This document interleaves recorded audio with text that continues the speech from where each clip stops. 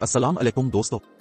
ऐसा लग रहा है कि पाकिस्तान और भारत में होने वाली जंग दो फौजें नहीं बल्कि दो मुल्कों का मीडिया लड़ रहा है। भारतीय मीडिया पर तो जोकरों की अखीर हो चुकी है। ऐसे ऐसे फजूल दावे किए गए कि दुनिया हैरान और परेशान हो गई। भारतीय जोकर तो ये भी नहीं जानते कि आजकल एआई के जरिए पूरी दुनिया आपकी खबरों को किसी भी जबान में तब्दील करके सुन सकती है। कुछ भारतीय मीडिया पर्सन्स ने ऐसे ऐसे दावे किए कि उनकी फौजें इस्लामाबाद पेशावर गिलगित को फतह करते करते अफगानिस्तान तक जा पहुंची और लोगों ने बाद में जब हकीकत मालूम की तो भारतीय सहाफियों का मजाक उड़ाया गया जिन्होंने ऐसी अजीब अजीब खबरें दी थी। इसी तरह पाकिस्तान के चंद सहाफियों में भी कुछ लोग ऐसे थे कि जिन्होंने ये बताया कि पाकिस्तानी फौज ने श्रीनगर तक का इलाका फतह कर लिया है। हालांकि हकीकत यह है कि पाकिस्तान का कोई भी फौजी लाइन ऑफ कंट्रोल के इस पार नहीं गया। हाँ, अलबत्ता फायरिंग का तबादला और गोलाबारी का तबादला जरूर होता रहता है।